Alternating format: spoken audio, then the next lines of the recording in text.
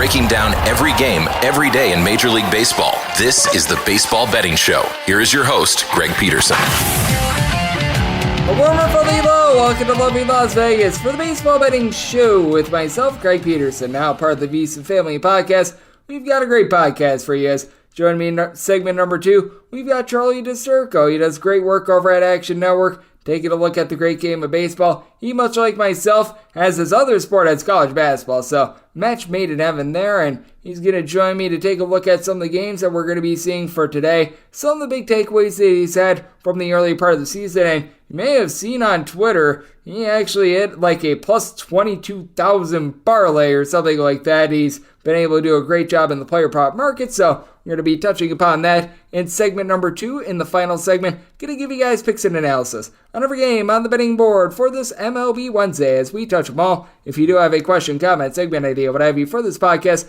you do have one of two ways we offer those in. First one is my Twitter timeline at @JNet_D1. Keep in mind, letter CM. Name does not matter, so as per usual, please do send these into the timeline. Any other ways, find an Apple Podcast review. If you rate this podcast 5 stars, it is very much appreciated. From there, you're able to fire whatever you'd like to hear on this podcast by that 5-star review. Did not get in any Twitter questions today, and we do have a little bit of cleanup on some of the results from Monday, so let's take a look at what we're all getting in this great game, try to find some trends, and try to get to know these teams a little bit better. Games from yesterday is Greg buzzing about. Here is the rowdy recap. Cleanup from Monday because we were unable to hit the West Coast game since I have to record this a little bit early. The Greg Peterson experience from midnight to 3 Eastern time causes me to have to do this a little bit in advance, but we saw the Angels take down the Houston Astros by a count of 6-4 to send them below 500. Unsure of how the game for Tuesday went, but we did see for the Astros, Rafael Montero be unable to close this game out. Gave up 2 runs in the 8th inning in his 1 inning of work. Seth Martinez, 1 2/3 innings scoreless. Hector Neris, a scoreless inning, but Hunter Brown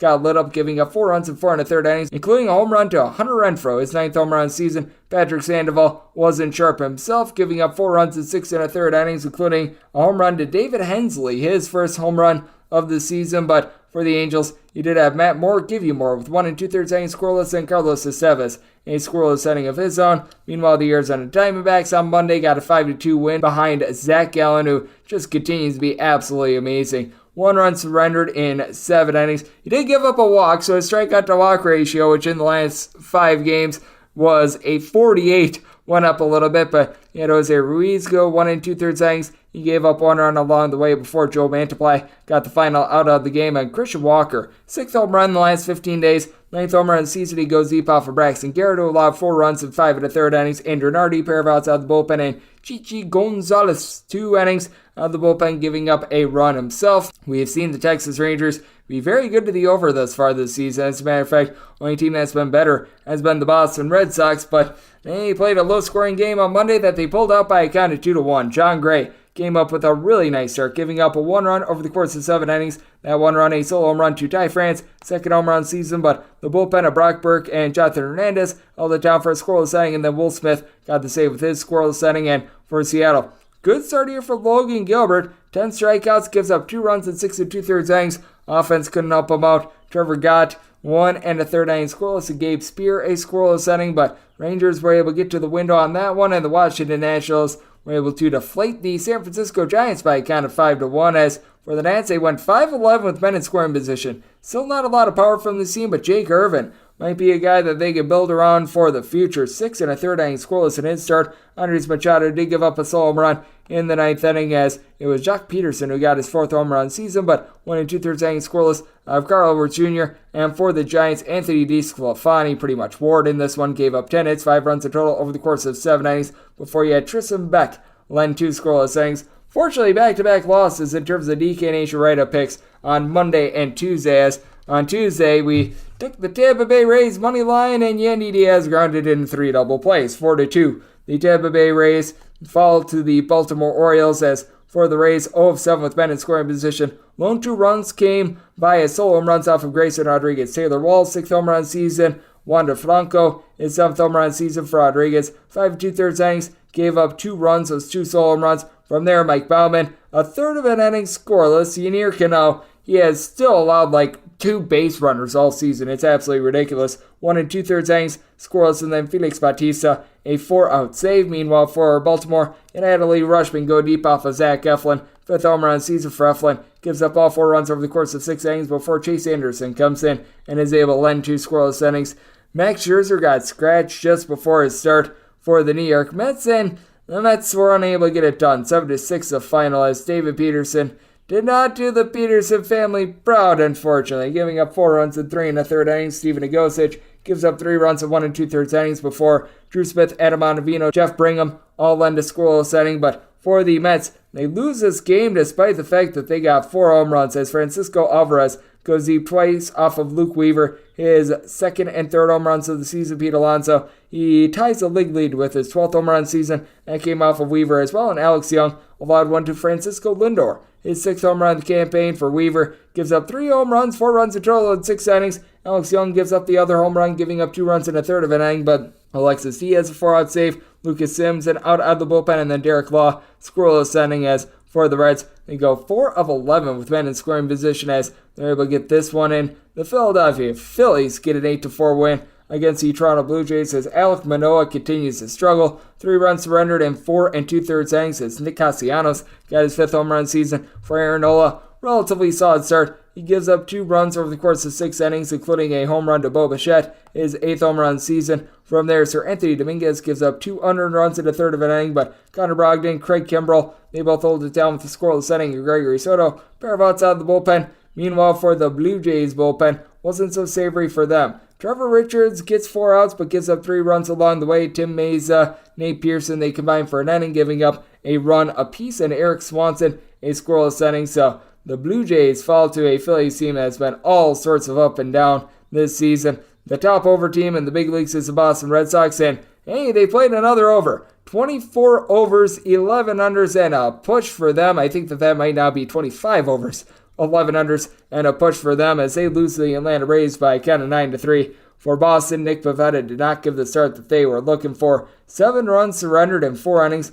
From there, Brandon Bernardino gives up a run in an inning. Zach Liddell gives up a 1 run in 2 innings, and Ryan Brazier scoreless inning. Justin Turner, he came to play. 3rd home run season. He goes deep off of Charlie Morton as Morton gave up just 2 runs over the course of 6 innings, including that home run. AJ Minter gives up a run in an inning. And Kirby Yates, along with Danny Young, they were both able to lend a scoreless inning to get Atlanta to the winner's circle as they're now 25-11. I believe that is the best mark in the National League. The Pirates, at this time last week, had the best record in the National League. That has fallen off big time. The Pirates have now scored 2 runs or fewer in 9 straight games, and they fall to the Colorado Rockies by a count of 10-1. Connor Siebold, good start. 1 run surrendered over the course of 5 innings. Nick Mears from there, 2 scoreless innings. Brent Suter, Jake Bird both lend a scoreless inning as Jurickson Profar was able to supply the power in this one. His 4th and 5th home runs of the season. One of those comes off of Luis Ortiz, who gave up 5 runs, just 2 of which were earned over the course of 5 innings, as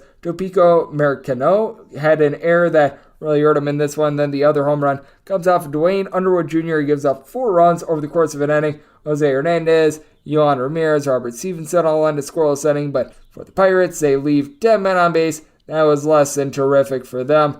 This was less than terrific for the Oakland A's. They lose to the New York Yankees by a count of 10-5. The A's, by the way, 8-29 thus far this season, as they're 23-12 and due to the overs, so they were able to play a whole bunch of overs, as Drew Rosinski, former NC Dinos legend, not such a legendary performance here, giving up 7 runs, 5 of which were earned over the course of 5 innings, as he gave up a home run to Gleyber Torres, 6th home run season, and Jake Bowers goes deep off of Spencer Patton for his 2nd home run season. Patton, he fills 3 innings, giving up 3 runs along the way, and for the Oakland A's, you did have 3 home runs in a losing effort in this game, as it's not very often you see that, but you know what? You did get home runs 2, 3, and 4 off the bat of Jordan Diaz, as Diaz gets 1 of those off of Clark Schmidt, the starter, who gave up 2 runs over the course of 6 innings, 1 off of Albert Abreu, gave up 1 run in 2/3 of an inning, and then Greg Weisert gave up the other one, giving up 2 runs over the course of his inning. Clay Holmes, scoreless inning, and Wendy Peralta,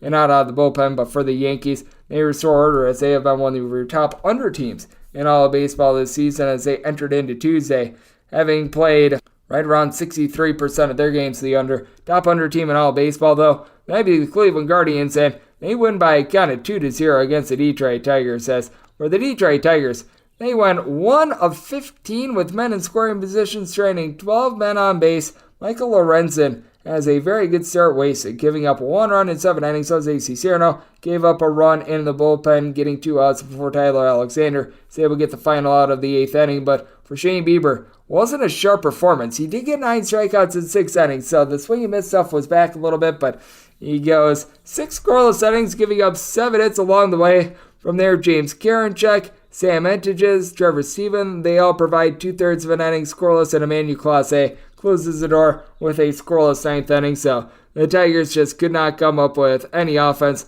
on Tuesday, and this is a game that is about to go final. I have to do this a little bit before it goes final, but the LA Dodgers are currently up on the Milwaukee Brewers by a count of 6-2. The lone question is whether or not this game is going to be going over the total, as Eric Lauer, not a great performance here for the Milwaukee Brewers, giving up 4 runs, 3 of which were earned over the course of 3 2/3 innings, with giving up a pair of home runs to Mookie Betts, his 7th home run season. Will Smith gets jiggy with it for his 5th home run season. Then Miguel Vargas goes deep off of Bryce Wilson for a home run number 3 of the season. Wilson gives up 2 runs in 2 1/3 innings. Gus Varland is able to end 1 1/3 innings scoreless, and Elvis Pereiro a pair of outs out of the bullpen. Meanwhile, for the Dodgers, Noah Thor Syndergaard leaves this game after 1 inning, giving up nothing. Really, Shelby Miller has been the lone albatross. He gave up back-to-back home runs, going 1 2/3 innings, giving up home runs to Rowdy Tellez, 10th home run season. Victor Caratini is 2nd, but you've had Phil Bickford, Justin Brule combined for 3 scoreless innings. Yancy Almonte, Victor Gonzalez both led a scoreless inning, and Bruce Gratterall has come in for an out of the bullpen. The San Diego Padres are on their way to victory. 6-1 is what they're up going into the 9th inning against the Minnesota Twins, as you've had Manny Machado go deep for his 5th home run season. That came off of Orde Alcala, who gave up 3 runs in an inning's worth of work. Louis Varland, actually a really good start for the Twins, gives up 1 run in 6 innings. Griffin Jacks, 2 unearned runs in 2/3 of an inning, hurt by 3 errors out there in the field. And Emilio Pagan, 4 outs out of the bullpen scoreless. Meanwhile, for the Padres, Michael Wacha, 1 run surrendered in 6 innings before the poo-poo platter of Luis Garcia. Steven Wilson led a scoreless inning, and then Nick Martinez scoreless inning, as Tim Hill looking to be able to close this game out. You had a rain delay in the White Sox versus Royals game. That game is just getting up and running, and for the Miami Marlins, they scored 4 runs in their first 2 innings against the Orioles and Diamondbacks, so can have a little bit of cleanup there, and we shall see what happens in Cubs versus Cardinals with that game 4-4 as I do this podcast. As Jack Flaherty, once again, he just has to wiggle his way out of issues. Gave up 7 hits, 5 walks, 3 runs in total over the course of 5 innings, and then Andre Palante gives up 1 run in 1 2/3 innings, but this game is currently tied up as I do this because the Chicago Cubs not been able to hit with men in scoring position, though they did have Christopher Morel get his first home run season. Dansby Swanson is 3rd, as Jameson Taillon not long for this game, giving up 4 runs in 2 2/3 innings, including a pair of home runs to Nolan Gorman, his 8th home run season, and Lars Nootbaar is 3rd, as Javier Asadas come in for 5 scoreless innings thus far. And if you're looking at what we're seeing trend-wise in Major League Baseball, over the last 7 days, we've been seeing overs be able to make a little bit of a surge. 49 overs to 39 unders, with a few games for Tuesday pending. Favorites have been having a really rough time of it. 43 and 37 straight up. That's 47.8%. And among those 43 favorites, 11 have failed to cover the run line, laying a run and a half. If you're looking season to date, favorites have been solid. 313 and 221 straight up, hitting at about a 58.6% clip. But among these favorites, we have now seen a grand total of 78 not be able to cover the run line. Meanwhile, the over starting to make a little bit more of a push. 262 overs, 254 unders. That is 50.8% to the over thus far this season. So that's what we're seeing in baseball right now, and that's what we all got in the MLB on Tuesday. Now let's turn it forward to Wednesday, and let's take a look at what's been working in the player prop market for Charlie DiSturco. Does great work at Action Network. We dive into that and so much more with him next, right here on the Baseball Betting Show with myself, Greg Peterson, now a part of the VSiN Family Podcast.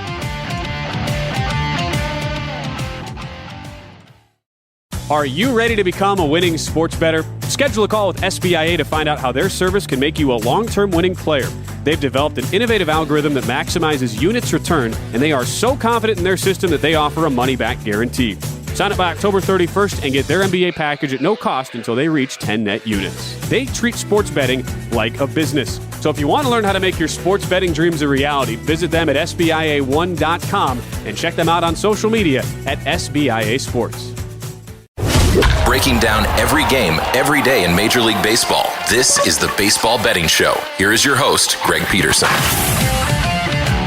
And we're back here in lovely Las Vegas for the Baseball Betting Show with myself, Greg Peterson, now part of the VSiN family of podcasts. Always great to be joined by this man, as Charlie DiSturco is doing amazing work over at Action Network, taking a look at the great game of baseball. He's much like myself in that his main two sports are the MLB along with college basketball. I know that this man got a lot of attention last week because he was able to hit a same-game parlay that I believe was at plus 22,000 some odd odds. Really, really good when you put down $15 to win $3,412, and you hit that. You know that something is going right for you, as Charlie does absolutely incredible work on this front and so much more, and you're able to follow him on Twitter at his name, Charlie DiSturco, and that last name is spelled DISTURCO.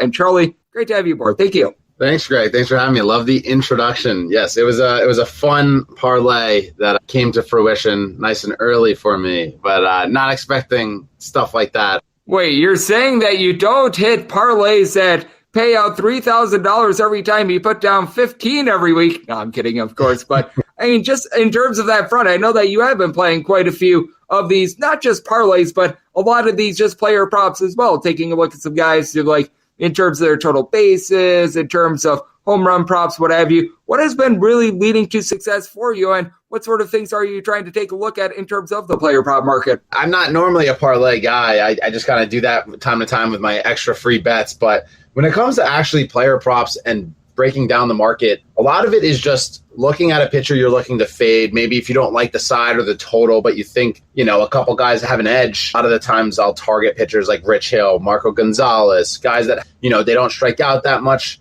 They throw kind of soft, and a lefty on righty or vice versa.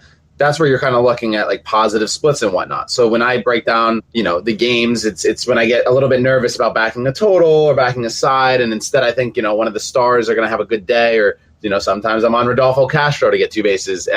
It's just a matter of finding your split, looking at, if one player crushes left-handed pitching a lot more than right, and you're looking to fade that pitcher, that's when you kind of hop aboard. And a lot of my stuff that I do has to do with total base props, and occasionally I'll dabble in on the home run bout, as we saw with that parlay. But I'm not a big parlay guy. I'm mostly just, straight bets and looking at edges where you can in the pitching market if you don't want to take. Absolutely. And sometimes I know that there's a lot of people with parlays. The only reason why they'll take them is because they're getting some sort of a big giant odds boost as well, which I know that many folks out there on the East Coast do have a lot of access to as well, which that's always a little bit of a factor on these, as Charlie DiSturco does great work over at Action Network, is joining me on the podcast. And obviously a big takeaway for me was you being able to hit that. But in terms of what you have been seeing in baseball, we're getting close to the quarter mark of the season. Most of these teams, they put in about 36, 37 games, what have you. And what have been some of the biggest surprises to you thus far, whether that be to the positive or the negative?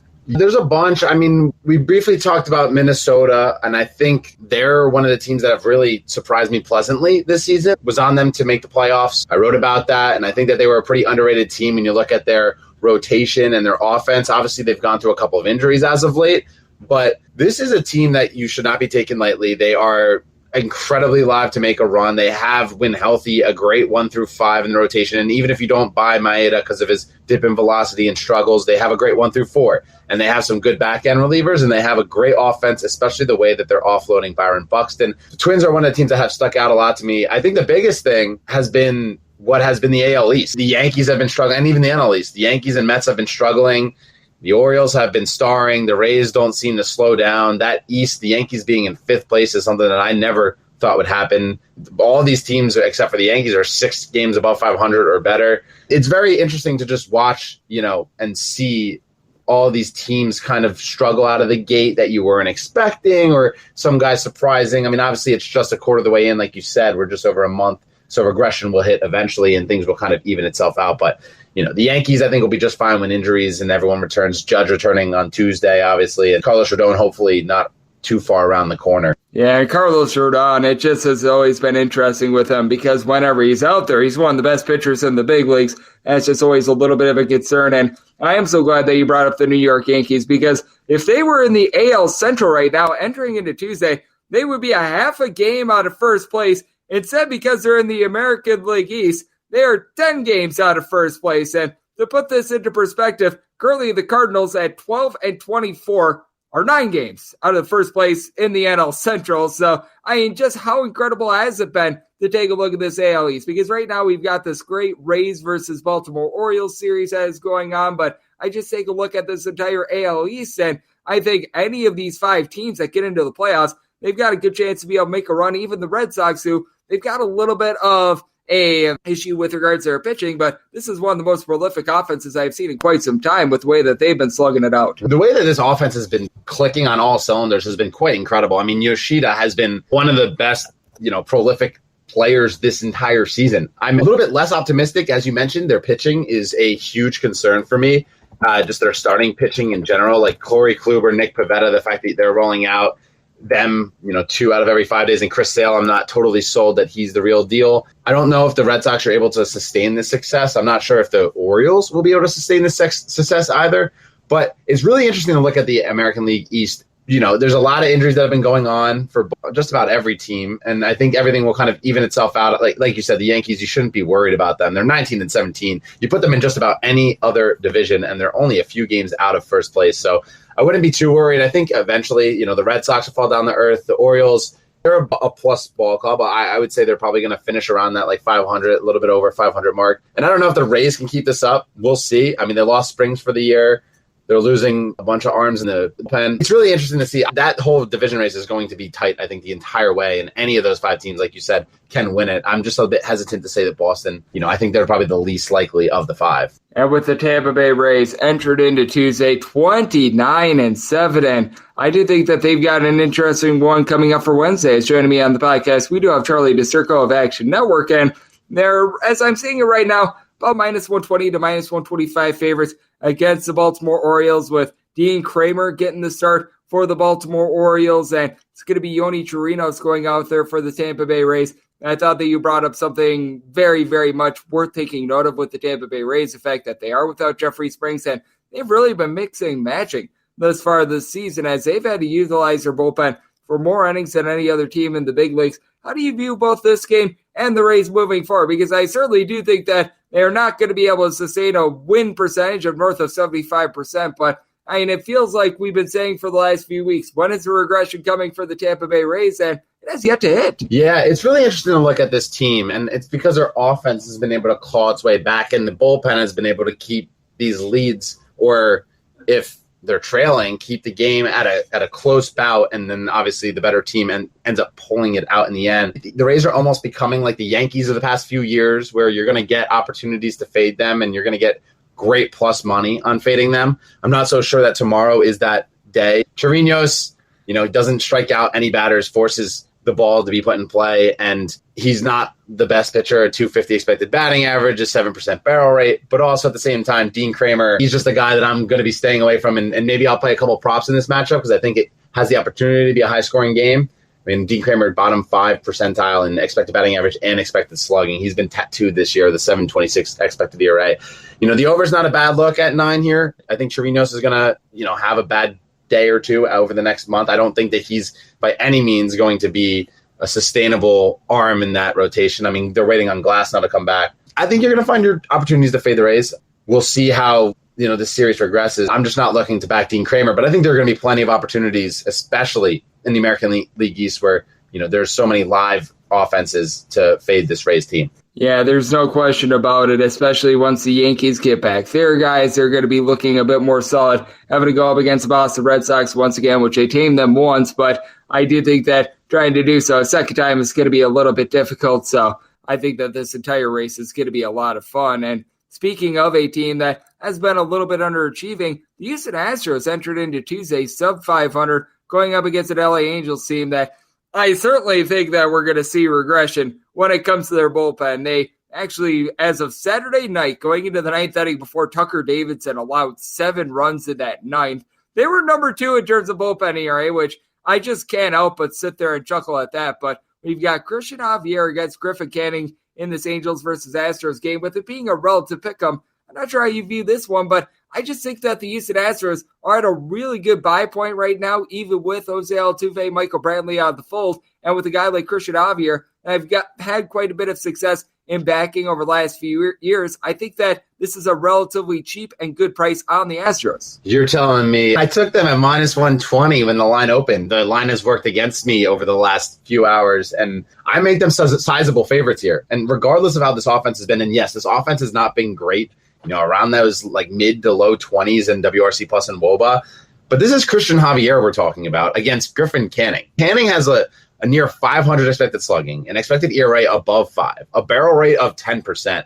Like, you don't have to be Jose Altuve or Michael Brantley to end up making an impact on Griffin Canning. Like, he is not striking out that many batters. He's not that good of a pitcher. And if you're going to get him around a pick 'em, the Astros with Javier on the mound, one of the more prolific young arms in the game. I granted, yes, his barrel rate's high, and it has been, year after year. But there's not much that concerns me with him. And when you're looking at just his numbers, like his velocity just down a slight tick, not much has really changed. I have, like you, continued to back Javier year after year, game after game. He's been one of the best pitchers in baseball. I was on him last week against Luis Castillo against the Mariners, and I'm going to continue betting them, and I probably will keep adding and maybe drop in the first 5 here, especially with the Astros bullpen. Like, yes, their offense is not that good, but their bullpen is still top 5 in just about every metric. They strike out a ton of batters. They're top 5 in xFIP. I'm with you on this one. It's a buy point on the Astros. I think you're going to be able to buy them over the next few months. Obviously, Altuve and Brantley being out hurts, and Jose Abreu, not sure if he's just old or is struggling. They're working on something in his swing, so maybe we'll see some positive regression for him over the next few weeks. But yeah, I agree. It's a buy. Yep, we are in lockstep on that one, as Charlie DiSturco does great work over at Action Network, joining me right here on the Baseball Betting Show. And when it comes to this pitcher, I find him to be very interesting. Josiah Gray is going to be going for the Washington Nationals, and he has been a really good pitcher over the last few weeks. Problem is, he hasn't been able to get you to the window because his team has not been able to score any runs whatsoever, as is Washington Nationals and the San Francisco Giants, with the Giants a minus 155 favorite with Sean Manaea on the mound. How do you view this one? Because with Josiah Gray, I think that he's a better pitcher in this one. I think that he's going to be able to do a much better job than Sean Manaea, but this Washington Nationals lineup, even though they're last in the league in terms of strikeouts, meaning that they strike out the fewest times of any team in the big leagues, they just have not been able to generate any runs from whatsoever, as I believe that in 3 out of Josiah Gray's last 5 starts, the Washington Nationals have been completely shut out. Yeah, I've been betting on Josiah Gray the entire season, and whether it's an under or the Nationals, it's been pretty difficult to deal with. But I will say, it will most likely end up on them in the first 5. I think that at plus money against Sean Manaea, I think you have to play this. I am a huge Sean Manaea critic. If you look at how he's performed the last few seasons, he has not been that great. He's still expected ERA around those 4 numbers. This year, 802, 581 expected slugging, a near 300 expected batting average, a near 17% barrel rate. And then you say, okay, maybe, oh, wow, he pitched in Mexico City. He gave up a home run and 4 runs there. That wasn't even his worst start of the entire season. Like, he gave up against the Mets 5 runs and 2 home runs. Last start against the Brewers, who, by the way, have a pretty brutal offense, 3 earned runs, 4 total runs over 5 innings. And listen, yes, the Nationals offense is bad, and I don't trust the Nationals bullpen, but Josiah Gray is about as real as it gets. It took him a bit of time to finally get to that point, but a 3 ERA and a 3.5 expected ERA with a low expected batting average, and he's cutting down on his barrel rate. I'm going to continue to buy on Josiah Gray. I'm going to keep buying on the Nationals, probably the first 5 in this matchup against Manaea. If it wasn't Manaea, it'd be the under. It's Manaea, so I'm taking the plus money at the first 5. Yeah, with Sean Manaea, he's been not good to say the least. I mean, I still remember a few years ago when he was pitching in Oakland, he was awesome, but seeing a big giant fall off, and for Josiah Gray, he's been able to ascend. Only question with him has been not what he's going to do. It's about what the offense has been able to do, as they just have not supported him whatsoever. So I do find that one to be one of the more interesting games on the board. And Charlie, just taking a look at what we've all got for Wednesday. All 30 teams are going to be in action. Is there anything that we haven't talked about that you are looking at, whether it is a pitcher / a team that you're buying on, or maybe it's a game that you're not going to be betting, but you just want to see a little bit more out of a specific guy, out of a specific team, for a few bets that you're going to be placing a little bit further down the line? Yeah, I'm very interested, and I may end up playing this, but I'm not sure, and I haven't yet. Dane Dunning and the Rangers tomorrow. I went on your show last year, and I called him Stunning Dunning, and he has limited barrels, top 10% of all pitchers this season. And yes, it's been a limited sample size, but he's been pretty phenomenal. He's kind of changed the way he's been throwing a bit. He cut down his batting average. His strikeouts have taken a fall, but that hasn't led to any significant changes. He's throwing his sinker less, and he's working in his variety of other pitchers more, especially his cutter most significantly. And he's going up against Luis Castillo, who I'm a bit concerned about. I took Javier and the Astros, I said last week, and if you look at his numbers year to year, his velocity is down nearly 2 miles an hour on his fastball and sinker, which are his two main pitches, and even his slider has seen a drastic decrease. And I'm a bit worried that maybe that's something significant there. We've seen his numbers kind of decrease a bit from last season when it comes to expected metrics. 229 expected batting average of 370 expected slugging, and his barrel rate's up again. So I'm very interested to see. I'm not sure if I'll officially play it. The Rangers have been running hot. They have a more than capable offense even without Corey Seager. And I think Luis Castillo is going to struggle a bit down the line here. I'm not sure if I'll end up playing it, but that is the game that sticks out to me the most, other than the Merrill Kelly, Edward Cabrera matchup, which Merrill Kelly has been pretty much a disaster. Merrill Kelly has been so interesting because he always pitches much better at home than on the road that I've noticed as well. And for Edward Cabrera, that just makes it the hardest part about being able to back the Miami Marlins, right around 6 walks per 9 innings. If that guy could find some command, he would be absolutely awesome. But that has been a little bit of an issue there. And to your point about Dane Dunning, if he's able to figure it out on the road, he is going to be tremendous for the Texas Rangers because he's been very good for them in Arlington the last 2 years. He's always been a little bit tougher on the road. And to your point about Luis Castillo, it's been a little bit of a topsy-turvy year for him and that Mariners team that just can't seem to get on base to save their lives. But a man that is always on base, a man that is always doing a terrific job. That'd be you, Charlie. You do a tremendous job over there at Action Network, taking a look at two main sports in college basketball and the MLB. And I know you've got a lot on tap for these next few weeks and months. So let the good people at home know what's on tap for you and how people can follow along on social media and other platforms. Always a pleasure hopping on here with you. Yeah, you can find me on the Action Network app. All my picks are there at Charlie DiSturco, DISTURCO. My Twitter is the same. That's about the two places that I kind of, talk baseball, talk shop, and do that. So those are the two places you can find me. I'm on the Payoff Pitch podcast, Action Network's podcast, every Friday, sometimes Monday or Tuesday, filling in for the others. But all my work is found at Action Network or Twitter. And Charlie does an amazing job taking a look at the game of baseball. And every single time he joins this podcast, I feel like we get a little bit smarter. So a big thanks to Charlie for joining me on the Baseball Betting Show, now part of the VSiN Family Podcast. And coming up next, it is that time of the podcast to give you picks and analysis on every game on the betting board for this MLB Wednesday as we touch them all. Breaking down every game, every day in Major League Baseball. This is the Baseball Betting Show. Here is your host, Greg Peterson. And we're back here in lovely Las Vegas for the Baseball Betting Show with myself, Greg Peterson, now part of the VSiN Family Podcast. Always great to get Charlie DiSturco aboard. He does great work over at Action Network, taking a look at this game of baseball that we all know and love. I know that he's been dialed into a little bit of everything. He had a really nice parlay last week as well. I know that went a little bit viral, and every single time he joins this podcast, lends great insights, much like he did today. So, big thanks to Charlie for joining me right here on the Baseball Betting Show. Now, it is that time of the podcast. I give you picks and analysis on every game on the betting board for this MLB Wednesday as we touch them all. If a game is listed on the betting board, Greg has a side and a total on it, so it is time to touch them all. Do note that, as per usual, any changes that are made to these plays will be listed up on my Twitter feed at unit_D1. We're going to be going in Las Vegas rotation order. This is where we go with the National League games first, then the American League games, and any interleague games. Those are going to be at the bottom. That'll keep things all nice, neat, clean, and easy. So without further ado, let's dive in on this first game of 901-902 on the betting board. The Pittsburgh Pirates play host to the Colorado Rockies with Antonio Senzatella going for the Rockies, and Rich Hill is on the bump for Pittsburgh. And Pittsburgh between a minus 151 to a minus 160 favorite, a between plus 135 and plus 145. The number on Colorado, 8.5 to 9 is the total. On the 8.5, over is minus 125. The under is plus 105 on the 9. Under is minus 120. And the over, it is even. I set my total at an 8.3. So this is a circumstance where I'm going to be taking a look at the under for the Colorado Rockies, averaging about 3.1 runs per game on the road over the last few seasons.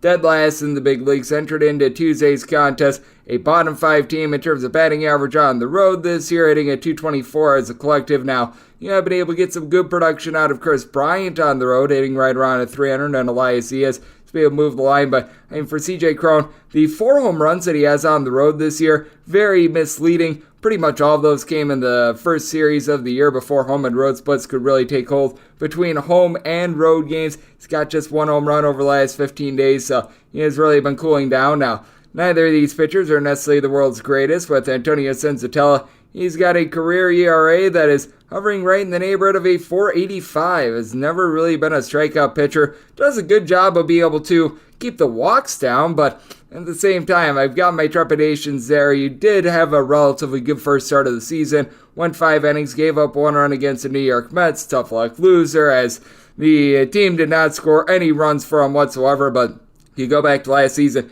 had a 6.41 road ERA, just 9 walks in 39 innings, but gave up a lot of hard contact. And opponents last year hit a 3.49 off of him. I do think that he's going to get a little bit of better luck, especially against the Pittsburgh Pirates team that entered into Tuesday having scored 2 runs or fewer in 8 straight games. Now, for the Pittsburgh Pirates, I think that we're seeing the O'Neill Cruz injury really take hold of this team and really drag them down. You have had Brian Reynolds do a really nice job moving the line, has been slowing down in terms of home runs, but hitting nearly a 300. Jason DeLay at the catcher spot is hitting well above a 300 as well. But these guys that started out the year very rock solid, they're starting to cool down, especially with Andrew McCutchen providing less protection because he's been out due to an injury. You've got guys like a G1 Bay, Jack Swaniski, Topico Marcano, these guys hitting now below a 240. Miguel Andujar has not been able to do a heck of a lot. Now with the Pirates, they did enter into Tuesday with a top 10 bullpen in the big leagues. Jose Hernandez, sub-2 ERA, along with David Bednar.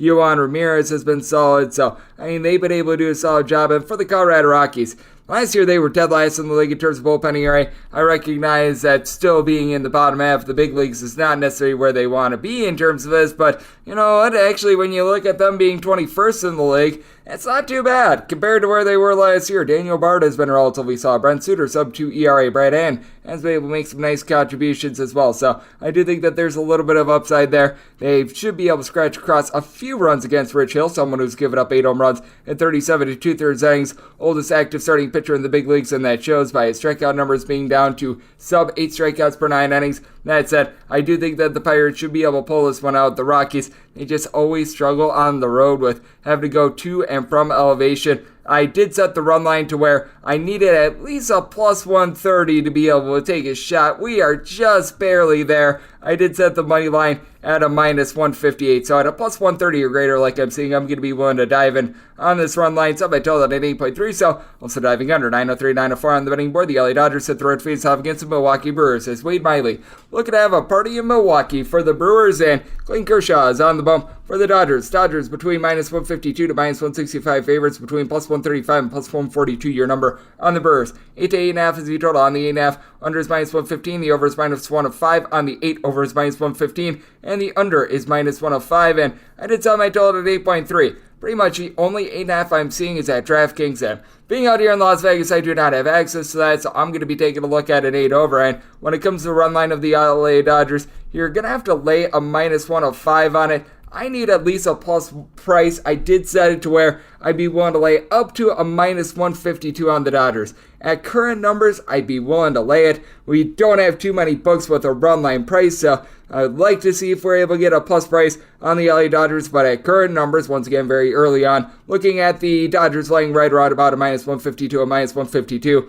with Clayton Kershaw. He's actually in recent years done his best work on the road. That has not been the case this year, as he's allowed 1 earned run in his 20 innings at home. It would be very hard to top that on the road, but it's still been a relatively solid road pitcher, posting up a sub-3 road ERA over the last 3 seasons, so I have been impressed there. Meanwhile, he's going up against someone in Wade Miley that has been very much a soft tosser, but has been able to do a good job of just being able to get outs. I mean, his strikeouts per 9 rate, nothing that's going to blow you away at right around 6, but he just does a steady Eddie job, not giving out a lot of walks, 6 walks in 35 innings. He has given up just 2 home runs this year. I do think that is going to be going northward a little bit just due to the fact that he does give up quite a bit of contact, but that said, have been relatively impressed by him thus far this season. And for the LA Dodgers, this has turned into a little bit of an all-or-nothing offense in that they do an amazing job of going deep in terms of home runs on a per-game basis. They're currently number 3 in the league. Only the Atlanta Braves in the National League have more, but they also entered into Tuesday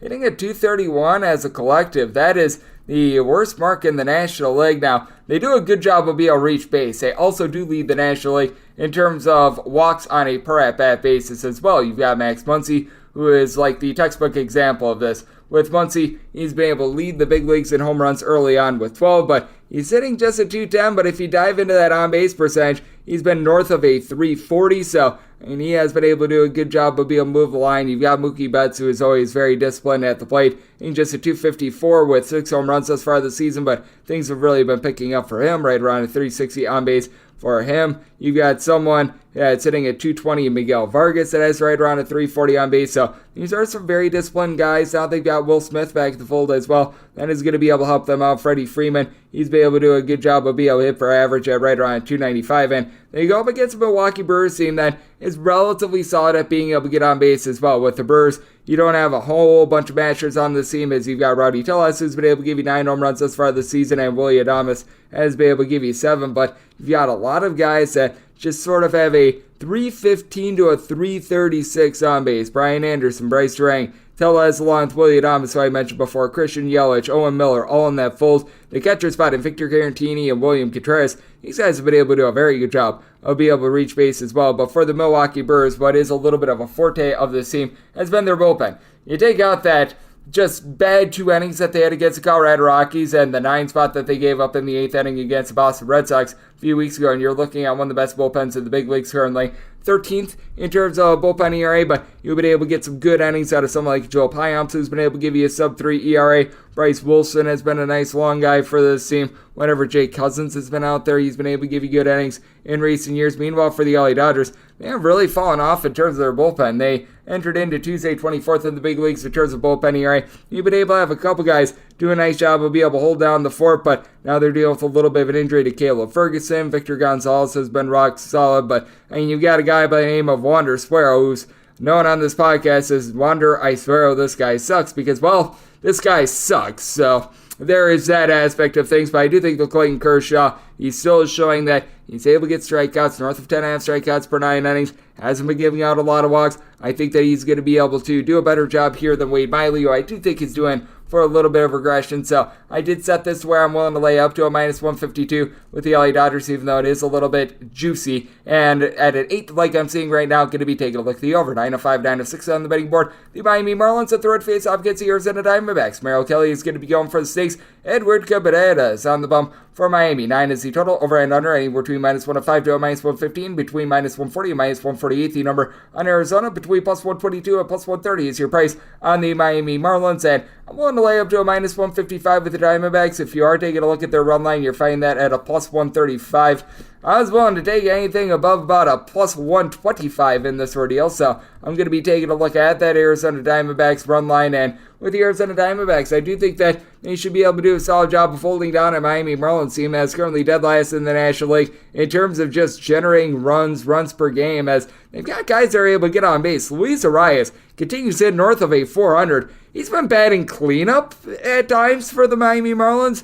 That's not good. I don't understand why he is, because Jorge Soler, if you look at his advanced numbers, he's really hitting the ball hard. It hasn't resulted in a great average. It's just a 225 along Jazz Chisholm. They've got to combine 12 home runs between the two of them, but hitting the ball hard. You do have a few guys, and guys like Brian De La Cruz, John Birdie, Jesus Sanchez, Yoli Gurriel. They're hitting between about a 255 to 270, but you got guys like Nick Fortes, Joey Wendell, the likes of this. They're just not hitting for this team as well. And for the Arizona Diamondbacks, they're a top 2 team in the National League in terms of just home batting average. You've got a lot of guys that they just have been able to reach base, as you've had Emmanuel Rivera hitting right around a 400. You've had Geraldo Perdomo hitting north of a 350. I do think that you're going to see some cooling here. Very good start for Dominic Fletcher hitting a 391. Like, once again, you're seeing a bunch of outliers with the Arizona Diamondbacks. And then you've got Evan Longoria hitting below the Mendoza line of 200. It just makes no sense whatsoever. But what does make sense is that Christian Walker really starting to heat up in his last 15 days going into Tuesday with a 400 on base, 360 .367 batting average, 6 home runs. He has been on absolute fire, but really other than Christian Walker, you don't necessarily have a lot of power in this lineup, and both of these teams have been struggling with their bullpens. Both of these teams do rank in the bottom 10 in the big leagues in terms of bullpen ERA. Miami Marlins 23rd. Here's the Diamondbacks 25th going into Tuesday. Miguel Castro, Andrew Chafin do help out this Diamondbacks bullpen, though. Still, I'm a believer in Joe Mantiply. He's been able to give you a sub-250 ERA. Kyle Nelson has been rock solid as well. And then when it comes to Miami Marlins, AJ Puck has been relatively dominant, but when you get into guys like Huascar Brazoban, Matt Barnes, these guys can be a little bit up and down. Brazoban has a sub-3 ERA, but then you do get into the likes of someone like an Andrew Nardi, who's not been great. I do like Steven Okert. Took him a little bit to be able to pick it up, but I do think that there's actually going to be some positive progression with regards to both of these bullpens. But when it comes to Merrill Kelly, he's always been better at home than he has been on the road. His ERA is more than a full point lower at home than it is on the road. His walks per 9 rate drops by about 30% as well, and thus far this season has been relatively solid. He's got a .275 ERA. He's been able to deliver a lot of length, 6+ innings in 4 of his last 5 starts, giving up approximately 1 run in 3 out of those last 4 starts, and he's done a good job with the walks. 1 walk or fewer in 3 out of his last 4 starts. Meanwhile, for Edward Cabrera, he just has been all over the place, and the command is an issue, which is why you have had to dive into the bullpen quite a bit in his starts. 26 walks in 32 innings. That's north of 6.5 walks per 9 innings. Good swing and miss stuff, north of 11 punch-outs per 9 innings, but when you give up all those walks, that does lead to a bad situation, especially with giving up 5 home runs in 32 innings. Causes you to be very perfect, and even though opponents are getting just a .225 off of him, the command has been an issue. Meanwhile, Merrill Kelly has been able to lock it down a little bit more with that regard. So I did set my total at an 8.4. I think that the Marlins are going to have a tough time getting to Merrill Kelly. Going to be taking a look at the under with the Diamondbacks. Will and take them on the run line, as I do think that Cabrera knocks himself out of the start early. 907, 908 on the betting board. The Washington Nationals hit the road face-off against the San Francisco Giants, as Sean Manaea is going to be going for the Giants, and you've got Josiah Gray on the bump for Washington. 8.5 to 9 is the total on the 9. The under is -115. The over is -105 on the 8.5.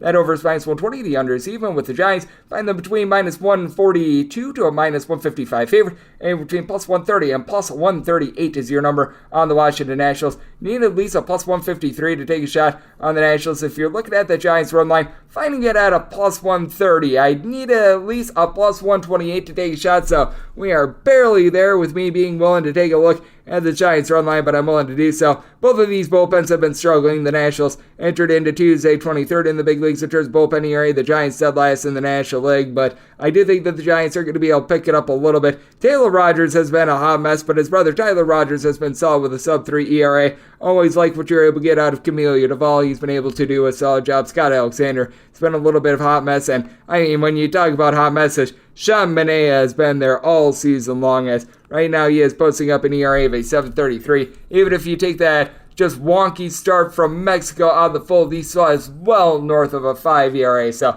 that's been an issue. 6 home runs given up in 23 innings, and the biggest thing for him, he has been giving up right around 5 walks per 9 innings as well, so that has been quite a bit of an issue. And for Josiah Gray, he's honestly done a really good job with a 3.02 ERA, but has just a 2-5 record to show for it, because out of his 7 starts, the team has provided 0 or 1 runs of support in 5 of them. When he has gotten more than 1 run of support, he is 2-0 this far this season. He has given up 3 runs or fewer in each out of his last 6 starts, and as a matter of fact, in his last 6 starts, he has given up a grand total of 8 runs. So, I mean, he's been able to do a rock-solid job there, but where's the offense going to come from? With the Washington Nationals, they are dead last in the National League in terms of home runs. Jeimer Candelario right now leads the team with 4. They are hitting at .255 as a collective, but I mean, you've got so many guys that they just aren't able to go yard for you. And this includes having guys like Joey Meneses, Lane Thomas, Luis Garcia, Victor Robles, all hitting above a .275. They just aren't generating any runs. Meanwhile, for the San Francisco Giants, this team is 3rd in the National League in terms of home runs. Now, I will say they're averaging right around 2 home runs per game on the road. At home, this has been more around about 1.2 home runs per game, and I keep saying this about the San Francisco Giants. They're probably not going to have a single guy that gives them north of 30 home runs this season, but they could end up with like 7 guys with 20 plus. As right now you have got 6 different guys going into Tuesday that have been able to slug out at least 5 home runs. Mikey Yastrzemski, Lamonte Wade, Thairo Estrada, J.D. Davis, Wilmer Flores, Blake Snell. You do have a few guys that just have not been able to get on base. Michael Conforto, Brandon Crawford, David VR hitting below $1.75. That's a little bit deplorable, but you've had J.D. Davis be able to provide a 360 on base, Sergio Estrada, 344 on base. I do think that the Giants are going to get a little bit more online in terms of their bullpen. And for the Washington Nationals, you've got a few guys that have been able to do a really good job in this bullpen. I really like what I've seen out of the likes of Hunter Harvey, Carl Edwards Jr., sub 230 ERAs. Mason Thompson has been relatively reliable as well, but when you get into guys like Kyle Finnegan, Hobie Harris, Andres Machado posting up north of a 5 has been a little bit of an issue as well. The reason why I can't back the Washington Nationals, despite the fact that Sean Manaea has been completely awful this year, is because I just don't think that they're going to be able to provide a lot of runs for him. I did set my total at an 8.1, so this is a circumstance where I'm going to be taking a look at this 8.5 to 9 under. And with the San Francisco Giants, I placed them as a favorite on the money line at a minus 153. If you're looking at the run line, now find that right around about a plus 132, a plus 132. Going to be willing to take a look at the run line, and I'm going to be taking a look at the under. 9 to 9, 9 10 on the betting board. The New York Mets at the road to face off against the Cincinnati Reds. Yes, we are on to Cincinnati, and they're on to having on the mound Hunter Green. Meanwhile, Justin Verlander goes for the New York Mets. Mets are between minus 163 to minus 170 favorites, anywhere between plus 143 and plus 153 is your number on Cincinnati. 9 is your total. Unders between minus 125 to minus 110. Overs any between minus 110 to a plus 105, and this is a total that I did set at 8.3. I'm going to be taking a look at the under with Justin Verlander. He did give up those 2 home runs in the first inning in his start against the Detroit Tigers, but honestly did not look bad in his rehab. He once again was able to do a relatively okay job there. I don't think that we're going to see the same guy that had a $1.75 ERA last season, but Justin Verlander, as of right now, you want to be taking a look to see how he progresses throughout the season because he's 40 years old, but he still looks to be a very formidable and solid pitcher. Meanwhile, for Hunter Green, coming off of his roughest start of the season, gave up 5 runs in 5 2/3 innings against the Chicago White Sox. Prior to that, he had given up 3 runs or fewer in every one of his starts as far this season, but the strikeout numbers are there, a little bit over 11 punch-outs per 9 innings. He's given up about 3 walks per 9 innings, but last year, right around 1.7 home runs per 9 innings surrendered. He's been able to do a much better job this season, giving up just 3 home runs and a little bit north of 33 innings thus far this season. Now with the Cincinnati Reds, a little bit of a roll of the dice as to what you're going to be able to get out of this offense, but the good news is they play at Great American Ballpark, and at Great American Ballpark, this team is able to slug out runs. It's about as hitter-friendly as it gets in a ballpark not named Coors Field, and that is very much shown in their home and road splits as the Cincinnati Reds entered into Tuesday, averaging 5 runs per game at home, just 3.4 runs per game on the road, and they're facing off against a New York Mets team that has had a rough time on offense in general. Pete Alonso just seems to be unable to get things going right now. He's got 11 home runs overall for the season, but just 1 home run in his last 15 days as you've had Francisco Lindor, Pete Alonso, Juan Francisco Alvarez throwing their mark in as well, hitting between about a 220 to 235. Starling Marte is sitting right around about a 215. Eduardo Escobar has been a dead bat. Brandon Nimmo has been able to hit right around 300, but this Mets team that was one of the best in the big leagues in terms of batting average on the road just has not been there. And for the Cincinnati Reds, even though this is a bottom 5 team in the big leagues in terms of total home runs, entering into Tuesday with 27 home runs in 34 games, they have been able to do a good job of being able to reach base. Jonathan India has been able to hit above a 300, along TJ Friedel. You've got someone like a Nick Senzel, Spencer Steer, Tyler Stevenson, Henry Ramos, in between about a 250 to 260. And for the Reds, their bullpen has been able to do a solid job. They are dealing with an injury to Fernando Cruz, but that said, entered into Tuesday 15th of the big leagues in terms of bullpen ERA. The Mets, they are 18th with guys like Buck Farmer, Ian Gabot, guys that you typically wouldn't think of being able to supply a sub 375 ERA. They have brought in Ben Lively, who I believe was pitching in the KBO for a little bit, so we shall see what they're able to get there. But Casey Lugabina has been able to do a good job, and for the New York Mets, you've gotten good innings out of David Robertson, but Adam Ottavino has become a little bit more of the roll of the dice. They're relying upon Dominic Leone to be able to do a solid job as well, so it does lead to a little bit of an interesting circumstance. I did set Justin Verlander and the New York Mets at a minus 157. So being able to get the plus 150 or a greater, like I'm seeing at most books on the Cincinnati Reds, I'm going to be willing to roll with the Reds on the money line. So I told it at 8.3, so dive in under on the 9 as well. 9-11, 9-12 on the betting board. It is the St. Louis Cardinals on the road facing off against the Chicago Cubs as Justin Steele, the man of steel, goes for the Cubs, and Jordan Montgomery is going to be on the bump for the St. Louis Cardinals, and this is a game that does not have a total up. That is because it is all based on the Wrigley Field win, but I do have my total. I set mine at a 7.7, so 7.5 or less, I'm going to be taking a look at the over, and an 8 or higher, I'm going to be taking a look at the under. If you take a look at the wind conditions right now, we are currently seeing it for Wednesday, sort of just blowing directionally at about 7-ish miles per hour, so I don't think that it's going to have too much of an impact on the game. And then getting to the money line, and between minus 110 to a minus 120 is your price on the Cubs, finding between even money and plus 107 on the St. Louis Cardinals, and I think that this is a little bit out of whack. I was willing to lay up to a minus 150 with the Chicago Cubs. This is a Cardinals team that did enter into Tuesday on a nice 2-game win streak, but it has been a relatively rough state of affairs, to say the least, for the St. Louis Cardinals all season long. As the biggest thing for them has been the pitching, as for the St. Louis Cardinals, Ryan Helsley has not looked like himself in the bullpen ever since the back half of the 2022 season.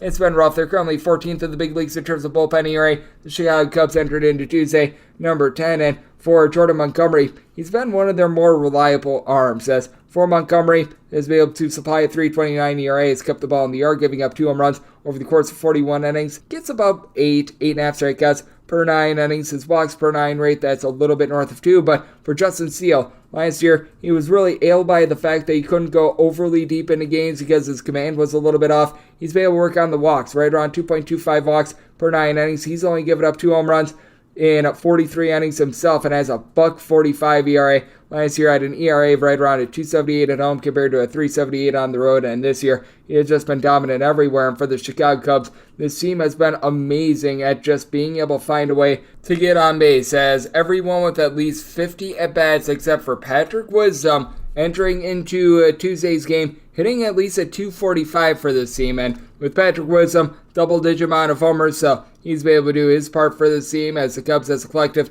hitting right around 265. That was number 2 entering into yesterday in the National League. And the St. Louis Cardinals have just seen a power outage on the road. They're only averaging about 3.6 runs per game away from home. Meanwhile, they're getting right around 5 runs per game at home, which doesn't make a lot of sense because St. Louis is one of the more pitcher-friendly ballparks that you're going to find in the big leagues. Paul Goldschmidt has been able to do his part, 7 home runs, 400 on base going into yesterday. Nolan Gorman, 7 bombs. He had slowed down a little bit, but you have some guys towards the bottom of the fold that just have not been able to find it. I don't know why they optioned Jordan Walker down to the minor leagues, because right now you've got Dylan Carlson, Tyler O'Neill, Alec Burleson, all hitting below a 235. Why Taylor Motter was on the roster to start with, I think that they have now DFA'd him, rightfully so. That was very befuddling, but Nolan Arenado has not been able to live up to his billing as well. Hitting right around 232. The Wilson Contreras situation has been very strange, as he's doing a solid job at the plate, hitting for right around about a 350 on base. Not necessarily a lot of power, but there's been that aspect of things. And for the Chicago Cubs, bullpen has been able to do a relatively solid job, with the likes of Mark Leiter Jr. being able to step up. Adbert Alzolay has been able to give you a sub-3 ERA. Michael Fulmer has been a mess, north of a 5 ERA. Brad Boxberger has been a little bit up and down, but I do think that the man of steel is going to be able to land a good start. I do think that Jordan Montgomery does a solid job as well. So here at a 7.5 or less, going to be taking a look at the over, 8 or higher to the under, but I do think that Steele is going to be strongest in this one. I did set the Cubs as a minus 150 on the money line, so looking at the Cubs and with the total, a little bit TBD based on what we get in the AM. 913, 914 on the betting board. The Oakland A's hit the road face-off against the New York Yankees, as Johnny Brito goes for the Yankees, and Kyle Mueller's on the bump for Oakland. 9.5 is the total. Unders between minus 110 to a minus 120. Overs any between even a minus 110 with the Yankees. You're getting them between minus 205 and minus 220. Favorites anywhere between plus 180 and plus 190 is your number on Oakland. And if you're looking at the Yankees run line, you're going to be finding it at a minus 110. I was willing to lay up to a minus 115 with regards to this Yankees run line. Now, with the New York Yankees, no question about it. It has been an offense that has been rough all season long, but the good news is Aaron Judge is coming back for this team, and you know what? You've been able to get some good production out of Harrison Bader since he has been back in the fold as well. Bader has been hitting well above a 300. He's been able to give the team multiple home runs with Anthony Rizzo. He's been really the main constant for this team as long as he has been out there, as well as with Rizzo hitting about a 290, 6 home runs as far this season. So I like what he's able to provide. Gleyber Torres is able to move the line as well. What has really been ailing this team, some of the guys at the bottom of the fold as Oswaldo Cabrera, Aaron Hicks, Jake Bowers, Kylie Gashioka, Anthony Volpe, these guys hitting at 215 or lower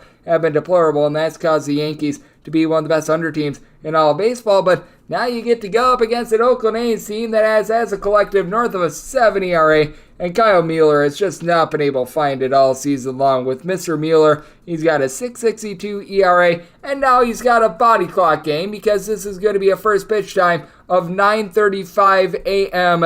Pacific time, 12:35 p.m. Eastern time. So I do think that is really going to be taking a toll on these guys. And for the Oakland A's, they had a DFA have their bullpen, which I don't necessarily think was the worst move last week. Like, I think that Spencer Patton is better than Jurisic Familia, which is Spanish for blown save. I don't know what you're going to be able to get moving forward out of Rico Garcia, but he's been able to end a few okay appearances thus far. Shintaro Fujinami is looking like the worst signing from Japan ever, and there have been some bad ones, but that said, it's an Oakland A's team that's relatively rough. And for the lineup itself, the Oakland A's have been able to generate runs on the road. Not to say that there's some sort of a slug 'em out amazing team or anything like that, but Brent Rooker, Shane Langolaris, going into yesterday in a combined 18 road games, 12 home runs this far this season, with Rooker hitting right around a 350 on the road. Esterio Ruiz, he right now leads the league in stolen bases. Jesus Aguiar, Ryan Noda, Tony Kemp, these are guys that on the road are hitting between about a 250 to a 260 that can't do anything in Oakland. So, that's been good, but they're facing off against a New York Yankees team that also is number one in the big leagues in bullpen ERA, and really it's been everyone except for Clay Holmes that has been able to do a good job in this bullpen. Even something like a Jimmy Cordero has been able to give you good innings, but Ron Marinaccio, Wandy Peralta, Albert Abreu, all these guys have stepped in a big way. Ian Hamilton has been able to do a solid job, and for this Oakland A's team, just north of a 7-team ERA. I do think that the Yankees, they should be able to get to Kyle Mueller, and Johnny Brito, he does have his concerns as well with Mr. Brito. He has been having a rough go of it, 6.08 ERA, but if you take a look at the games that he has played against teams not named the Minnesota Twins, he's honestly been relatively okay, giving up 8 earned runs over the course of about 24 or so innings. I do think that things are going to be a little bit more calm here, and I did set my total a little bit lower in this spot just because it is a early first pitch of 12:35 p.m. Eastern, 9:35 a.m. Pacific. I think that Brito is going to be able to hold them down. And with Brito, if you take a look at him at the minor league level last year, 2.5 walks per 9 innings, well under a home run per 9 innings. I do think that he's going to find it here against the Oakland A's. So I did set my total at 8.3. I'm going to be taking a look at the under in this spot. And when it comes to the New York Yankees, I set them at a minus 116 on the run line. Going to be willing to lay that run line to go along with the under. 9:15, 9:16 on the betting board. The Detroit Tigers in third face-off against the Cleveland Guardians as Peyton Battenfield is going for the Guardians and Eduardo Rodriguez goes for Detroit. Detroit is anywhere between a plus 105 to a plus 115 underdog, between minus 121 to minus 128. Your number on Cleveland, 7.5 is the total. Under is between minus 110 to a minus 120. The over is between even money and a minus 110. And with the Guardians, I did set them at a minus 136. So I'm going to be willing to back them on the money line. Peyton Battenfield, not going to go out there and necessarily get the world's most strikeouts or anything like that, but he's been steady. Does need to work on the walks as he's been giving up right around 4 walks per 9 innings, but he's given up 3 earned runs or fewer in 4 out of his 5 appearances, and he's been able to do a nice job of just being able to hold down the fort and then hand it off to a Guardians bullpen that since the All-Star break of the 2022 season has been number 1 in the big leagues in terms of ERA. You just need 5 good innings out of Peyton Battenfield going up against the Detroit Tigers lineup that is in the bottom 8 in the big leagues in terms of batting average, bottom 5 in terms of runs per game, and I do think that he's going to be able to supply that. This entire bullpen just loaded with guys who are able to come in and do their job, as Trevor Stephen, Emmanuel Clase, Angel de los Santos, Eli Morgan, all a sub-2 ERA. Could see a little bit of Xavier Curry, who's been a good long guy with a sub-3 ERA as well. And for Eduardo Rodriguez, he has been absolutely lights out for the Detroit Tigers team. 2 earned runs allowed in his last 5 games.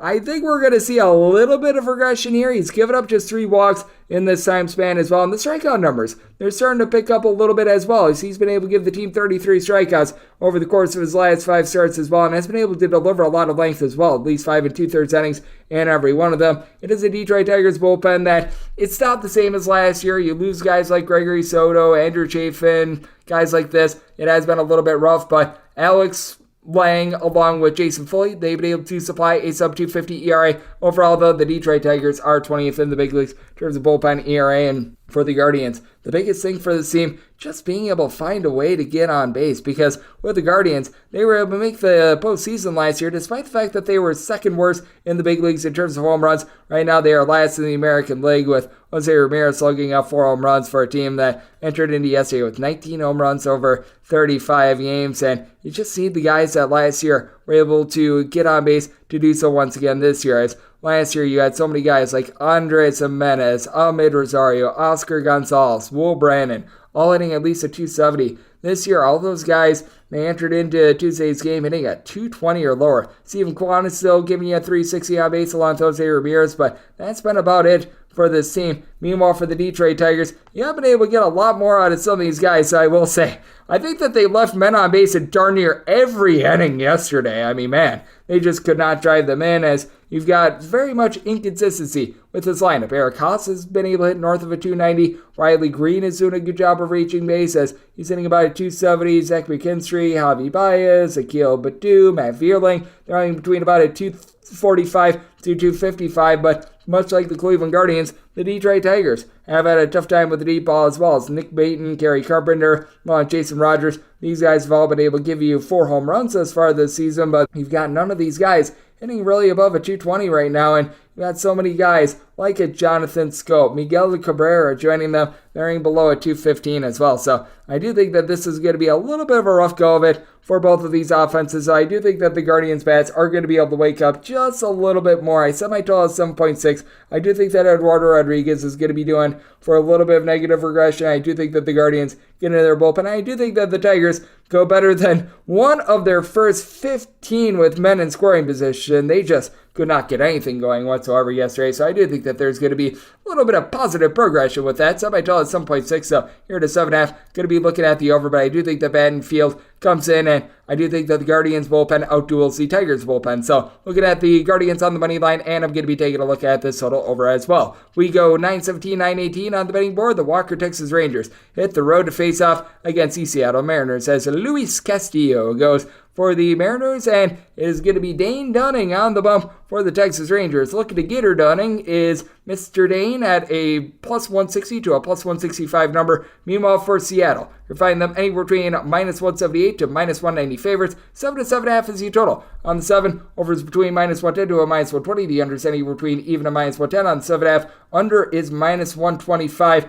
The over, it is plus 105. And with the Texas Rangers, I needed at least a plus 180 to be able to take a shot here. If you're looking at that Seattle run line, you're finding it right around a plus 105. I would need more like a plus 110. This is going to be one that I wait and see on a little bit more, because a lot of books have yet to post up a number, because it has yet to be really confirmed by the betting board that we are going to be seeing Dane Dunning. And I mean, if we do get Dane Dunning, I'm going to be perhaps taking a look at getting a run and a half with the Texas Rangers if we're able to get like minus 110 juice, something like that. So this is a little bit of wait and see mode for me, just because not a lot of numbers are available. But for Dane Dunning, he's been very good thus far this season. I know that Charlie DiSturco was talking glowingly about him. Now, the big thing for Dane Dunning is being able to find it on the road. I will get into that in a second. But first start of the year, 5 scoreless innings on the road against the LA Angels. I was very good at being able to back that up. And I mean, thus far this season, mostly in long relief, he's been able to provide a .42 ERA.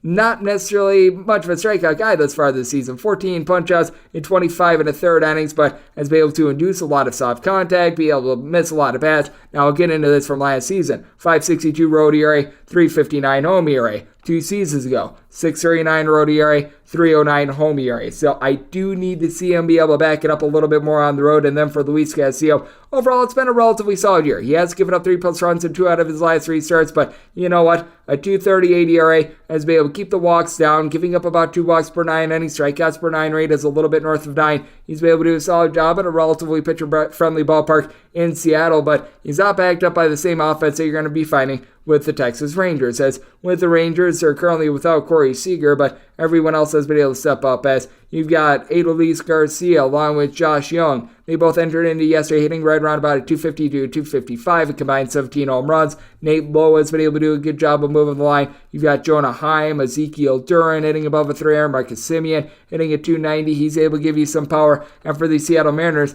as a collective going into Tuesday, they were hitting just a 223, a bottom 3 mark in the big leagues. You do have Teoscar Hernandez, Julio Rodriguez, along with Jared Kelenic, all giving you between 6 and 7 home runs, but Kelenic has really been the lone guy to be able to get on base. We'll throw in there as well Jose Cabrera, who in a limited sample size entered into yesterday hitting at 300, Kelenic a 288, but got so many guys that they just need to be able to find a way to be able to get on base, as the two gentlemen that I mentioned in Rodriguez, along Teoscar Hernandez, coupled with Tom Murphy, Tommy La Stella, Taylor Trammell, AJ Pollock, Colton Wong, all hitting at 226 or lower. Ty France has been able to get on base, fan for the Seattle Mariners. They entered into yesterday number 2 in the big leagues in terms of bullpen ERA. This has been without Andres Munoz. This has been with Matt Brash, not necessarily being too terrific. I think they are due in for some massive regression. You take a look at some of these guys that have just completely performed way above their head. It has been absolutely insane, as Justin Topa, Trevor Gott, both of these guys, a sub-2 ERA. Taylor Saucedo has yet to give up a run thus far this season. You've had Paul Sewald honestly not be too terrific with a 3.50 ERA. Penn Murphy has been able to continue on his good stuff from last season. And for the Texas Rangers, you have a trio of guys from last season, and Brock Burke, Jonathan Hernandez, Jose Leclerc, that all had a sub-3 ERA from last season. Really, the only guy that's been able to maintain that thus far is Brock Burke, though Leclerc, Hernandez, they have not been bad thus far. When you've been able to get into the long guys, if you're an opponent like Cole Ragans and company, that's when it's been a little bit tougher. I do think that Donning still going to have his struggles on the road, but if we're getting the 7.5s like I'm seeing right now, that would be a spot on the under at a 7. I'd be taking a look at the over, and like I said, I set the Seattle Mariners at a minus 182 on the money line. I'd be willing to take them at north of a plus 110 on the run line, but if we're getting more like a minus 110 on that Texas run line, we'll be willing to dive in there right now doing this, as a lot of books have this off the board, but initial leans there. 919, 920 is going to be the DK Nation write-up pick, as we've got the LA Angels playing us the Houston Astros. Christian Javier is going to be going for the Astros, and Griffin Canning is on the bump for the Angels. And with the Angels, you're finding them anywhere between a plus 104 to a minus 110. Meanwhile, with the Houston Astros, find them anywhere between minus 105 to a minus 120. Total on this game is 9. The over is between minus 110 to a minus 120. The under is anywhere between even a minus 110. With the Astros, set them minus 133 on the money line. So I'm going to be looking at being able to lay what I'm seeing at DraftKings right now as a minus 110. Christian Javier has been terrific for the Houston Astros. As a matter of fact, the Astros are 13-2 in his last 15 starts. That does include the postseason from last year, but a 2.76 ERA, a little bit over 11 punch-outs per 9 innings, so about 2.9 walks per 9 innings. He has been able to do an absolutely incredible job for this bunch. Meanwhile, he goes up against someone in Griffin Canning that, he's getting about 8 strikeouts at 3.5 walks per 9 innings, north of a 5 ERA, and I do fear that there is going to be some massive regression coming in for this bullpen, as for the LA Angels, they entered into yesterday number 8 in the big leagues in terms of bullpen ERA. The Astros right on par with that. As a matter of fact, these two teams were within about 5/100ths of a point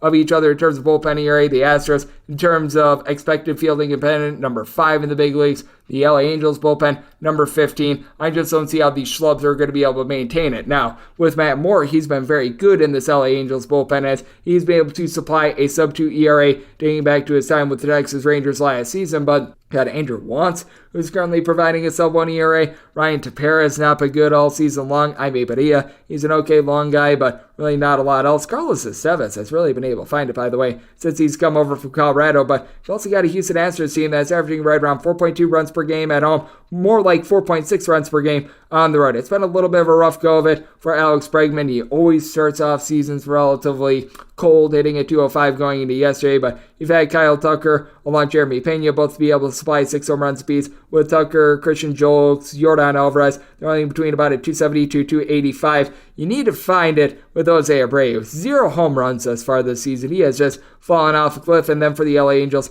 we all know what to expect out of Mike Trout, Shohei Ohtani, but the man that was leading the team in home runs entering into yesterday, Hunter Renfroe with 9. You had Ohtani with Trout combined 15, and both of these guys being north of a 285. And then Anthony Rendon in nearly a 300, just has not been able to hit the deep ball in general, but I do think that the Angels going to be seeing some massive regression with regards to the bullpen. Griffin Canning has not really lent a lot of length. He's went 4 starts. He's went 5 1/3 innings or fewer in every one of them. And for Christian Javier, this is absolutely insane. Against the LA Angels, since coming into the big leagues prior to the start of the 2020 season, 14.9 strikeouts per 9 innings against these guys. He's been able to have quite a bit of success here. I think that he is going to continue that success. Did set my total at 8.3. Astros have been struggling a little bit with their bats. Christian Javier, I think, is going to be able to shut down the LA Angels. So looking at the under, DK Nation right-up pick. That is going to be on the Astros money line. 921, 922 on the betting board. The Tampa Bay Rays hit the red face-off against the Baltimore Orioles. Dean Kremer is on the bump for the Orioles, and Yoni Chirinos is on the bump for the Tampa Bay Rays. With the Rays, you're getting them between minus 125 to minus 134 favorites, and between plus 105 to plus 115 is your number on Baltimore. 9 to 9.5 is your total on the 9. The over is between minus 115 to a minus 125. The under is any between minus 105 to a plus 105 on the 9.5. Over is minus 115, and the under is minus 105, and I set my total here at an 8.8. I'm going to be taking a look at the under, especially on that 9.5 that I'm seeing that's relatively juicy. And when it comes to the Rays, set them as a minus 140 favorite. The Tampa Bay Rays team has been just so prolific with their offense all season long. Entering into yesterday, 73 home runs in 36 games. They've got 75 plus home runs all season long based on what we saw on Tuesday with them, with so many guys hanging above a 300. Yandy Diaz, Josh Lowe, Wander Franco, Randy Arozarena, Harold Ramirez all entered into yesterday, hitting at least a 300 for the team. They do a good job of being able to draw some walks. You've been able to get some nice stolen bases out of guys like Wander Franco, Taylor Walls and company. This is a very complete offense going up against someone in Kramer that he just gives up a lot of hard contact. I know that Charlie DiStruco was talking quite a bit about that, but for Dean Kramer, he just doesn't get a lot of strikeouts. He's been able to get about 7 strikeouts per 9 innings, which is honestly a little bit up from a season ago, but last year he was very lucky on balls in play. Has not had that luck this year, as currently he's giving up a little bit more than a home run and a half per 9 innings. His walks per 9 rate is hovering right around 2.8. Now with Yoni Chirinos, I don't know if he's going to be able to maintain this. It's been a small sample size for him, but 19 and a third innings, he's allowed just 4 runs on 8 strikeouts. So he's never really been the world's greatest strikeout artist in the world for his career, sub 8 strikeouts per 9 innings, but he is backed up by a bullpen that the Tampa Bay Rays entered into yesterday at number 3 in the big leagues in terms of bullpen ERA, and you've got so many guys that are able to give you multiple innings, like Jason Adam, Colin Boucher, throw in there as well, Ryan Thompson, all these guys. They're able to do a solid job for this team. They all have a sub 250 ERA. And then for the Baltimore Orioles, they did have to dive into their bullpen quite a bit. Yunier Cano has been amazing for this team. They had to burn him up yesterday as he entered into yesterday having allowed like 2 base runners in 16 innings. It's been absolutely ridiculous what we've seen there. You've got Felix Bautista, who's been one of the better closers in the big leagues. We have seen Mike Baumann be a little bit up and down, though. Danny Columbi, he's been able to do a solid job. Orioles overall, number 4 in the big leagues in terms of bullpen ERA. And then with the Baltimore Orioles, you've got really good base stealers on this team, as well as you've been able to get a double-digit amount of stolen bases out of both Ode Mateo along Cedric Mullins. And for Mateo, hitting nearly a 300 with 6 home runs thus far this season, he has been terrific. Austin Hayes hitting just below a 300 as well. Ramon Urias along with Adley Rushman, they're both hitting in that pocket about a 275, while Ryan Mountcastle has been able to give you 8 home runs. So I do think that with the Baltimore Orioles, they're going to be able to scratch across a few runs, but I do think that Chirinos going to be able to do his job, fill 4 to 5 innings, and pass it off to what has been an amazing bullpen. And I do think that Kremer is going to get hit relatively hard, though I do think a little bit of regression is starting to come for the Tampa Bay Rays lineup. I'm willing to lay up to a minus 140 with this Rays money line, so going to be taking a look there here at a 9 to a 9.5. Also looking at the under, 923, 924 on the betting board. The Chicago White Sox are on the road facing off against the Kansas City Royals, as you've got Lance Lynn going for the White Sox, and Brad Keller is on the bump for Kansas City. Kansas City is anywhere between a plus 115 to a plus 123 underdog. Meanwhile, anywhere between minus 130 to a minus 143 is your price on the White Sox. 9 to 9.5 is your total on the 9.5. Over is anywhere between minus 115 to even money. The under is anywhere between minus 105 to minus 120 on the 9. The over is minus 120 and the under is even. And with regards to the total, I set it at an 8.7. I'm going to be taking a look at the under, and for the White Sox, can only make them a minus 127 favorite. If you are taking a look at the run line, you're finding that White Sox run line anywhere between about a plus 115 to a plus 120. And if you're looking to take a run and a half with the Royals, you're finding that right around about a minus 135. And right now, in terms of what I'm looking at taking a run and a half with the Royals at a minus 135. I recognize that it is a little bit of a more juiced up play rather than just taking a look at the money line, but I don't have a lot of faith in this Royals lineup. Meanwhile, when it comes to the Chicago White Sox,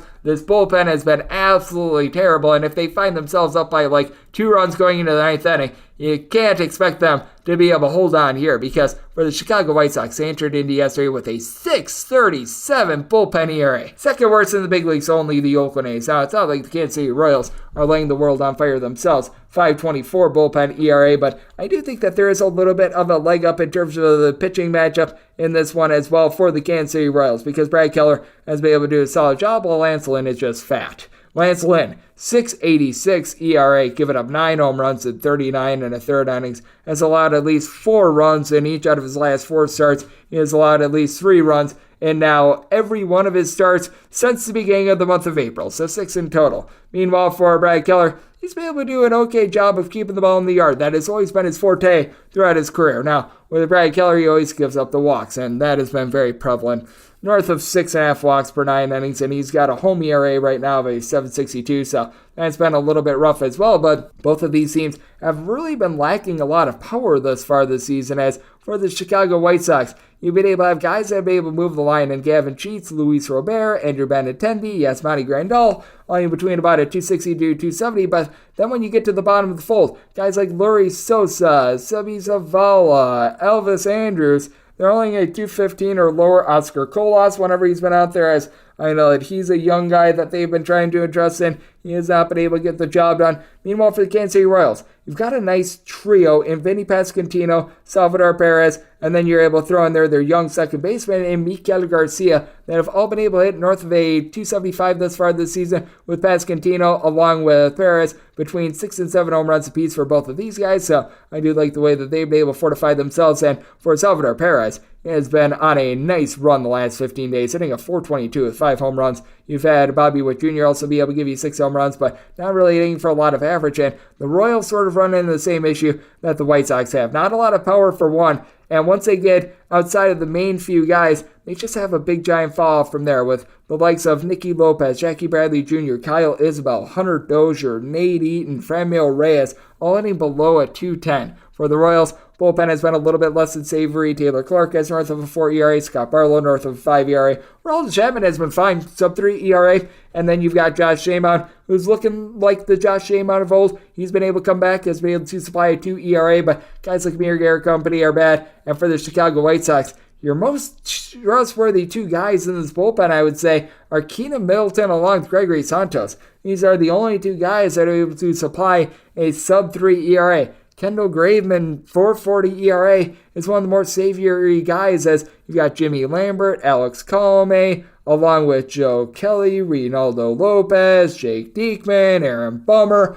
all supplying north of a 6 ERA. And that's why I'm going to be taking a look at taking a run and a half in this ordeal. Can't really get behind the Royals unless if I'm getting at the very minimum a plus 128 on the money line. We shall see where this goes, because it's actually opened up at a plus 110. So, I mean, if I'm able to get a plus 130, great, but I don't know if we're going to get there. At current numbers, I'd be looking to take a run and a half, with the Kansas City Royals being able to lay about a minus 135 or so. And then with regards to the total, I do like it under, because both of these offenses have just not been able to drive in guys as well. So looking at the under end, at current numbers, could be a money line play when it's all said and done, but at current numbers, we'll be looking to take a run and a half with the Royals. 925, 926 on the betting board. It is the Philadelphia Phillies playing up to the Toronto Blue Jays, as you've got Kevin Gausman going for the Jays, and Zach Whelan and Dylan Wheeler goes for the Philadelphia Phillies, and the Phils are in between minus 107 and minus 114 favorites, and between minus 102, seeing even money out there.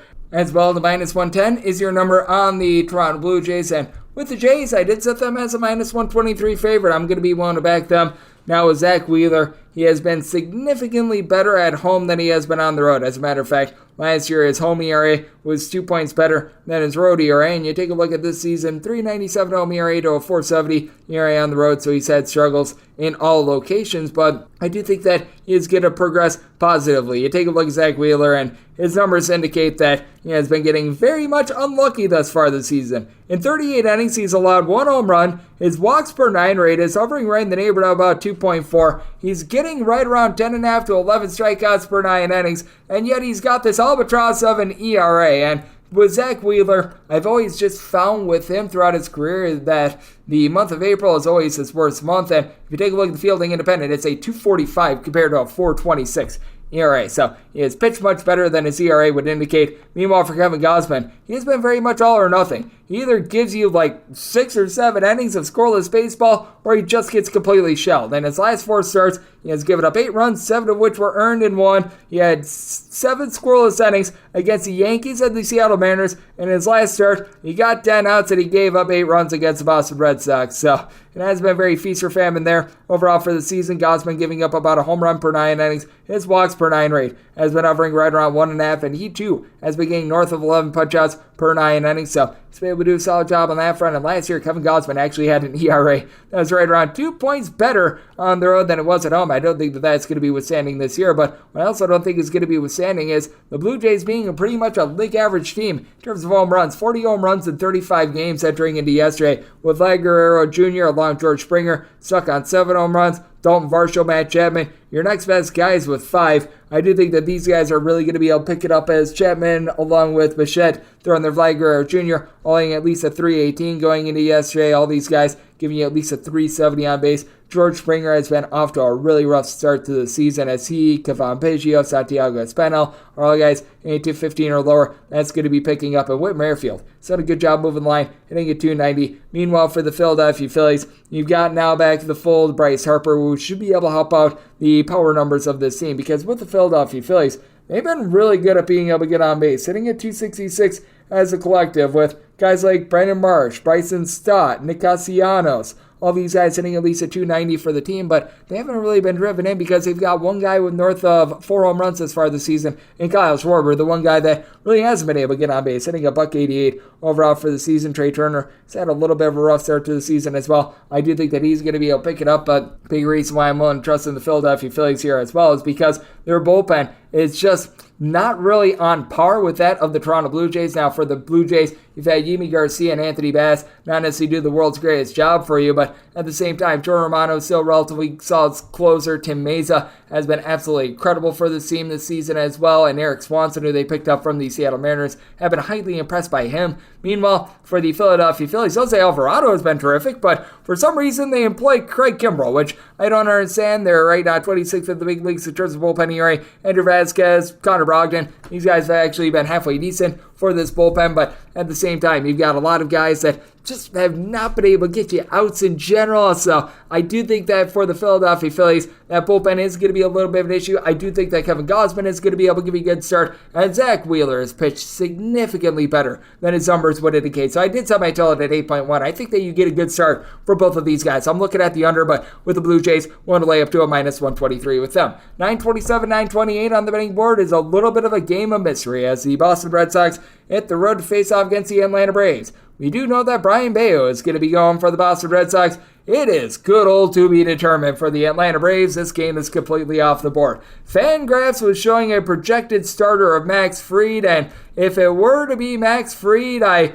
did set it to where I'd be willing to lay up to a minus 177 on the Braves on the money line. Would need at least a plus 108 to be able to take a look at them on the run line, and this is a total to where I'd be setting it at an 8.4, so an 8 or less. I'd be taking a look at the over, an 8.5 or higher to the under, but we are very much in TBD mode as of right now with regards to the starter. If you'd be finding a bullpen game for the Atlanta Braves, they certainly would be a favorite, but they would be very much less of a demonstrative favorite. So unfortunately, we just don't know what is exactly going to be happening here, and I believe that Max Fried is currently on the injured list, so he's probably not going to be getting the start, which would mean that in the case of a bullpen game, I'd be saying the Braves more around a minus 137, and 9 or less would be looking at the over 9.5 or higher to the under. And you do have plenty of guys that are able to give you a little bit of length for the Atlanta Braves. Michael Tonkin has actually been very good in the bullpen. I'm sure that he would be able to give you 2, maybe even 3 innings there, as he's been able to supply a sub-2 ERA. Jesse Chavez has a little bit of starters background as well. Dylan Lee is able to give you some innings. He's been able to post up a sub-3 ERA along with Chavez.